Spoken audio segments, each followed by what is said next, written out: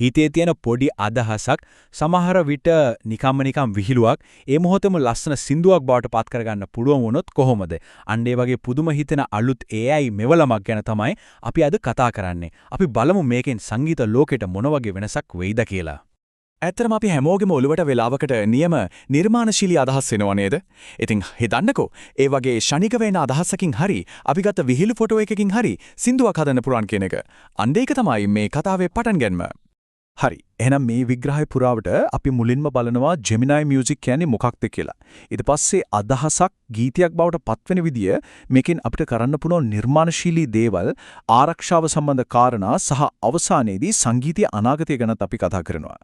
හොඳයි. අපි එහෙනම් මුලින්ම පටන් ගමු. මොකද්ද මේ කවුරුත් කතා වෙන Gemini Music කියන්නේ කියන හරියටම දැනගැනීමෙන්. හරිම සරලයි. Gemini Music කියන්නේ Gemini app එක ඇතුලේ තියෙන අලුත්ම පහසුකමක්. මේකෙන් පුරුවන් අපි දෙන ටෙක්ස්ට් එකකට, ෆොටෝ එකකට, එමත් නැත්නම් වීඩියෝ එකකට ගැළපෙන විදිහේ තත්පර තීරක AI සින්දුවක් හදාගන්න. ඉතින් මේක පිටිපස්සේ තියෙන මැජික් එක තමයි Google DeepMind ආයතනයේ අලුත්ම Lyria 3 කියන මොඩලය. මේක විශේෂයෙන්ම හදලා තියෙන්නේ අපි දෙන සරල විධාන පුදුම හිතෙන තරම් තාත්වික සංගීත නිර්මාණ බවට පත් කරන්නයි. දැන් අපි බලමු මේකේ තියෙන රසවත්ම කොටස. කොහොමද අපි හිතන දෙයක් ඇත්තටම අපිට අහන්න පුළුවන් සින්දුවක් බවට පත් වෙන්නේ? මේ ක්‍රියාවලිය හිතනවට වඩා ගොඩක් සරලයි. මේක කරන්න තියෙන්නේ හරිම සරල පියවර 3යි. මුලින්ම අපිට ඕන සින්දුව ගැන විස්තරයක් ටයිප් කරනවා, නැත්නම් ෆොටෝ එකක් හරි වීඩියෝ එකක් හරි දානවා. ඊළඟට Gemini එක ඒකට ගැළපෙන සින්දුව හදනවා.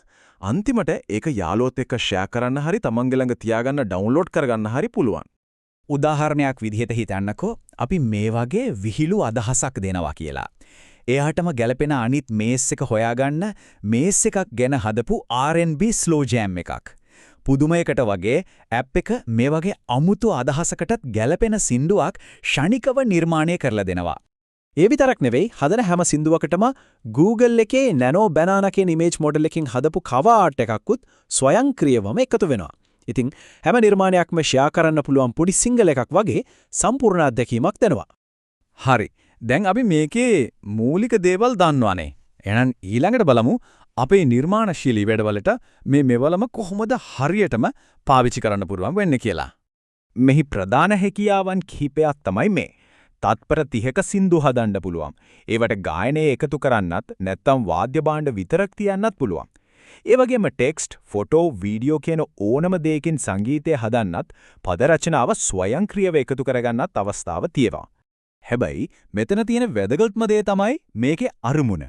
මේක හදලා තියෙන්නේ වෘත්තීය මට්ටමේ සංගීත නිෂ්පාදනයට නෙවෙයි.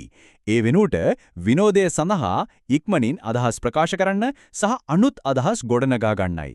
මේකෙන් කරන්න පුරුණ දේවල් නම් අනන්තයි. යාළුවෙක්ට විහිළුවට සින්දුවක් හදලා යවන්න, උපන්දින සුබපැතුම් වෙනුවට පෞද්ගලික සින්දුවක් යවන්න, සෝෂල් මීඩියා පෝස්ට් වලට පොඩි ක්ලිප්ස් හදන්න, එහෙමත් නැත්නම් තමන්ගේම ගීත සංකල්පයක මූලික අදහසක් හදාගන්න මේ හැමදේටම මේක පාවිච්චි කරන්න පුළුවන්. හරි. අපි දැන් මේකේ නිර්මාණශීලී පැත්ත ගැන කතා කළානේ. හැබැයි මේක හැමෝටම භාවිතා කරන්න පුළුවන්ද? ඒ වගේම මේකේ ආරක්ෂාව ගැන තියෙන නීති රීති මොනවද? අපි ඒ ගැනත් බලමු. ඉතින් මේක භාවිතා කරන්න නම් වයස අවුරුදු 18 හෝ ඊට වැඩි වෙන්න ඕනේ.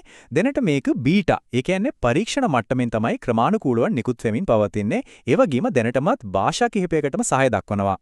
Google සමාගම හරිම පැහැදිලිව කියන දෙයක් තමයි මේක හදලා තියෙන්නේ ප්‍රසිද්ධ කලාකරුවන්ව කොපි කරන්න නෙවෙයි.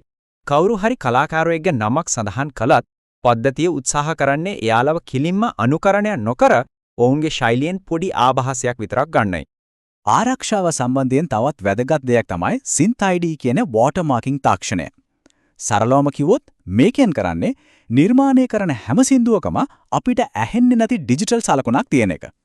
ඒ නිසා පස්සේ කාලෙක හරි මේක AI එකකින් හැදුව දෙයක් කියලා පහසුවෙන්ම හඳුනා ගන්න පුළුවන්. හොඳයි. අවසාන වශයෙන් අපි පොඩ්ඩක් ලොකුවට හිතලා බලමු මේ වගේ තාක්ෂණයන් සංගීතය අනාගතයට සහ අපේ නිර්මාණශීලීත්වයේ සීමාවන්ට කොහොම බලපෑමක් කරයිද? මේකෙන් වෙන ලොකුම සමහර විට විප්ලවීයම දේ තමයි කිසිම සංගීත දැනුමක් නැති කෙනෙක්ට වුණත් සංගීත නිර්මාණයකට දායක වෙන්න තියෙන බාධක සම්පූර්ණයෙන්ම වගේ නැති වෙන එක. දැන් වචන ටිකක් හරි ෆොටෝ එකක් හරි විතරක් තිබුණම ඇති. ඒ වගේම මේක පළපුරුදු කලාකරුවන්ටත් ප්‍රයෝජනවත් වෙන්න පුළුවන්.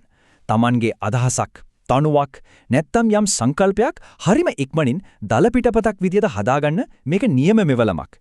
මේකෙන් අපූර්වත පේනවා AIත් සහ මිනිස් නිර්මාණශීලීත්වය එකට වැඩ කරන්න පුළුවන් විදිහ. ඉතින් අවසාන වශයෙන් හිතන්නට දෙයක් ඉතුරු වෙනවා. කෘත්‍රිම බුද්ධිය එහෙමත් නැත්නම් AI අනාගතයේදී ගීත රචකයෙක්ගේ සංගීත නිර්මාණකරුවෙක්ගේ හොඳම මිතුරා බවට පත් වෙයිද?